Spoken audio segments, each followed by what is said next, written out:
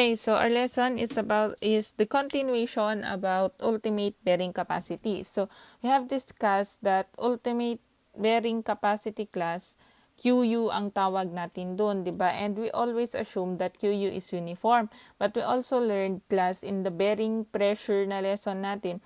Bearing pressure, we have Qmax and Qmin. So, mangyayari yung merong Qmax and Qmin if our loading is eccentric. So, how are we going to find QU if our bearing pressure class is eccentric? So, if it is one-way eccentric. So, paano natin kukunin yung QU natin kapag ganun, 'di ba? So, kailan nagkakaroon ng eccentric loading? So, nagkakaroon ng eccentric loading class if we have moment loads and we have loads that are eccentric. So, ibig sabihin nun, yung load natin, wala siya sa gitna ng ating foundation. Kaya yung bearing pressure natin, class, hindi siya uniform. So, meron tayong Qmax and Qmin.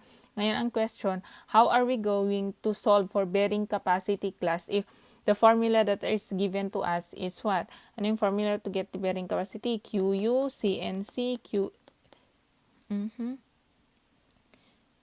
CNC, Q equals CNC plus QNQ plus gamma BN gamma. So, assume kasi dito class that the bearing capacity is rectangular. It is uniform. So, what if kapag ganito naman? Kasi ang mangyayari dito ay ganyan ang itsura ng ating bearing pressure. So, how are we going to get the Q of this one? So, ang gagawin natin to solve for our Q,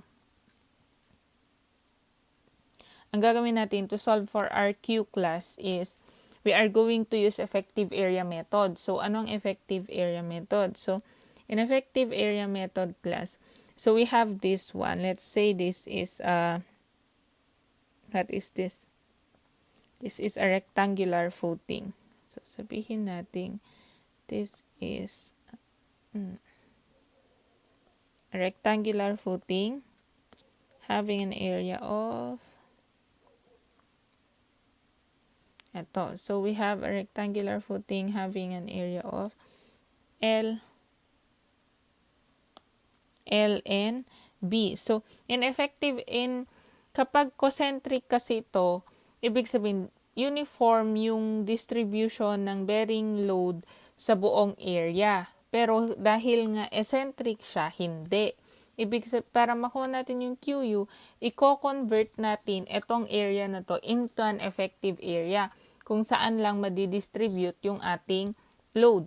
Hindi naman yun yung ibiging sabihin na yun yung effect na dun lang madidistribute yung ating load. Pero, yun na din yun. Diba? So, effective area. So, para magawa natin to class, we are going to determine the effective area by hahanapin natin yung gitna ng ating footing. So, malamang andito ang gitna.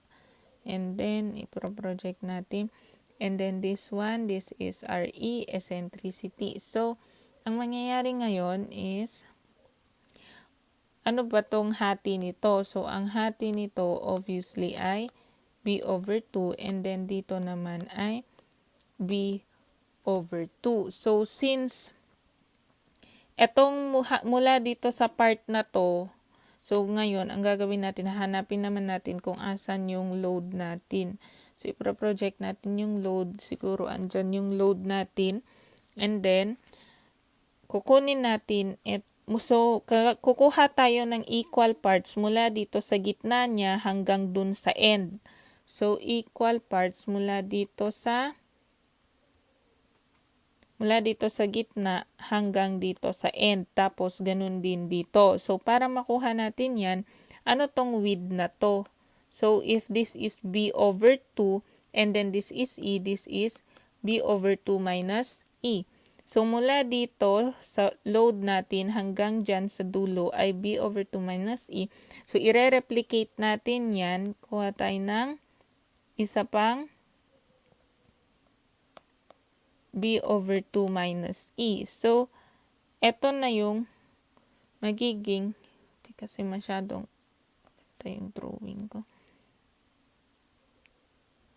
Okay. So, eto na yung magiging bagong effective area. Itong shaded ng red na to. So, ano yung magiging effective width? So, yung magiging effective width ay ito, class. This is the effective width. Ito. So, ano yan? That is b over 2 minus e plus b over 2 minus e. b over 2 plus b over 2 is b. So, our effective width is what? So, ang effective width natin, that is our b prime. Ang b prime natin ngayon ay b over 2, b minus 2e. Etong b prime na to, yan yung isa-substitute natin sa formula ng ating QU para makakuha tayo ng value ng ating QU. So, ang gagawin natin, kinonvert natin yung ating footing into a new area para ma-adapt natin yung formula ng QU na ito. So, isa-substitute natin yung b prime dito sa formula na yan.